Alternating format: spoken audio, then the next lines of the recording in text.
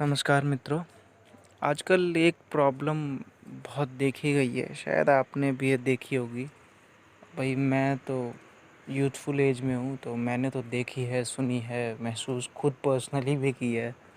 तो मेरा तो ये मानना है, आप वैसे कमेंट्स में बताइएगा क्या आपके आसपास या आप कोई जानने वाला या वाली कोई भी अपनी यूथफुल एज में हो और सुसाइडल थॉट्स आते हों। तो आप एक चीज़ ध्यान देना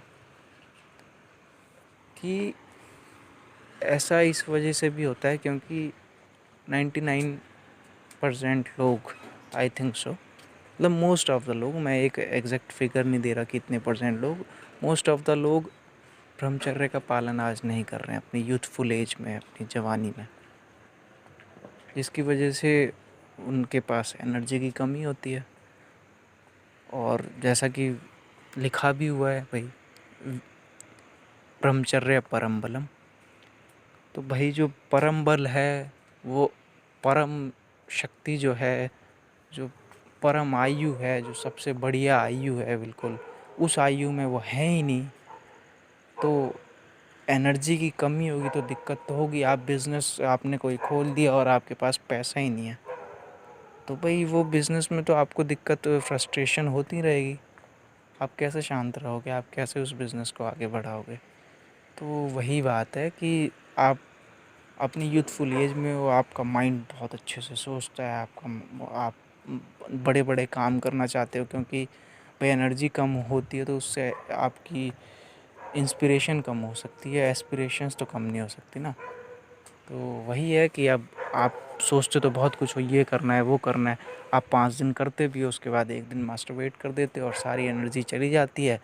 लेकिन महत्वाकांक्षा तो रहती है, महत्वाकांक्षा रहती है तो फिर यही होता है कि आप, मतलब आपकी महत्वाकांक्षा टावर की ऊंचाई जितनी होती है और आपकी एनर्जी एक मंजिला भी नहीं होती है।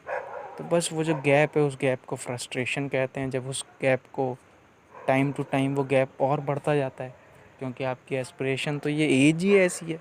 इस एज में आदमी पूरी दुनिया उठा सकता है अपने सर पे, पूरी दुनिया चाहे कदमों में झुका ले, चाहे सर पे उठा ले, जो कर ले। ये एज ही ऐसी है। तो इस एज में एस्पिरेशंस तो बढ़ते जाते हैं, इस एज में जो महत्वाकांक्षाएं हैं वो बहुत बढ़ती जाती है। वो टावर नहीं, वो धीरे धीरे, मतलब वो एवरेस्ट जितनी होती जाती है। लेकिन आपकी जो एनर्जी है वो निकलते जा रही है और वो एनर्जी वहीं ज़मीन पे पड़ी रहती है, इवन पाताल में चली जाती है। अब इससे क्या होता है कि वो गैप बढ़ता जाता है। उस गैप को अब आपको ये साफ साफ दिखने लगता है कि अब ये गैप मैं नहीं भर पाऊँगा। जब आपको ये साफ साफ दिखने लग जाता है तो क्या करता है आदमी, जब जीवन में उसे कुछ नहीं लगता, उसे लगता है कि सब बेईमानी है, सब अपने आप से ही गद्दारी है, तो आदमी क्या करेगा। देश निकाला होता है ना गद्दारी में, तो एक हारा हुआ आदमी अपना देश निकाला ऐसे करता है कि वो अपने आप को ख़त्म करना चाहता है, सुसाइडल थॉट आते हैं उसको। तो बस ये कोई ऐसा नहीं है कि ये हर किसी के साथ नहीं होता होगा, ये मोस्ट ऑफ द लोगों के साथ होता होगा और होना भी चाहिए। तो इसलिए आप इस पर विचार करें कि ये सुसाइडल थॉट जो लोगों को आते हैं, ये सुसाइडल ना आता हूँ, उसके आसपास भी अगर थॉट आते हों तो ये मुझे लगता है इसी वजह से आते होंगे।